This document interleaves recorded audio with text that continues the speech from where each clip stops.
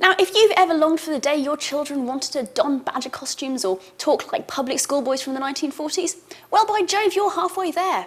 Let's take a look at the Chronicles of Narnia Prince Caspian on the PS3. In this game, you play through most of the key sequences of the film, controlling between 2 and 5 of the 20 characters playable throughout the game, including the Pevensey children and Reapy Sheep the Mouse.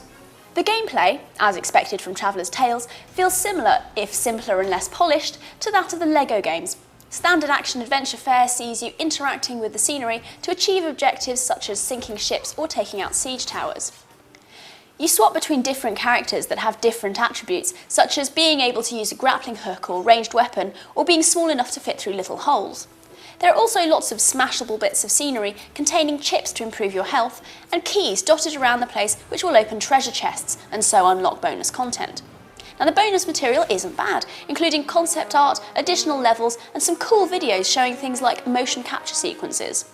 Control is generally easy to get the hang of, but can feel button mashy at times, particularly in combat, which, at least in melee, is rather lacking in challenge.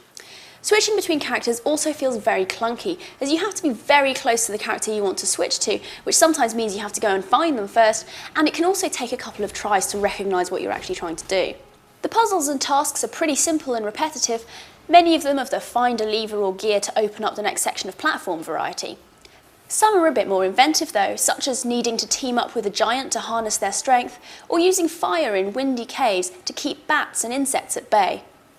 Now, it's pitched at a brilliant level for younger kids, but this means that older kids and adults might get a bit bored, especially in co-op play, which is offline only, as there isn't really enough for 2 players to do, and few genuinely cooperative puzzles.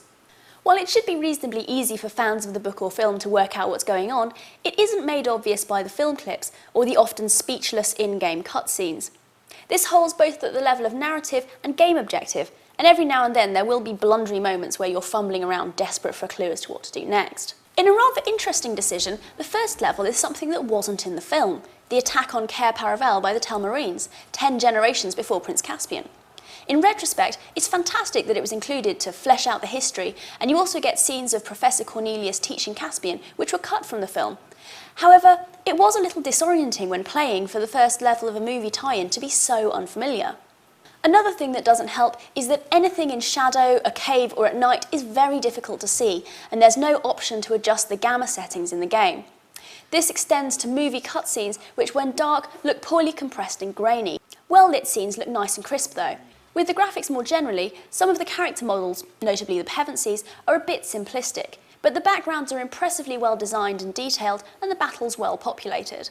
To be fair, some of the game's flaws, such as the lack of personality in many of the Narnians, are more a fault of the not at all fantastic source film than the game.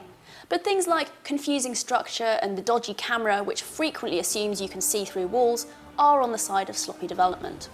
In conclusion, there is definitely more here than in your average movie tie-in, and Traveller's Tales deserves some praise for that. If you have a young child who's a fan of the film, then it's probably going to be worth purchase. But most others would be better off playing the much more robust LEGO games instead for this type of action-adventure. Or go by the book and remind yourself why Narnia was such an enchanting world in the first place. The game is at the top end of 2 stars, but sadly doesn't quite make it to a 3.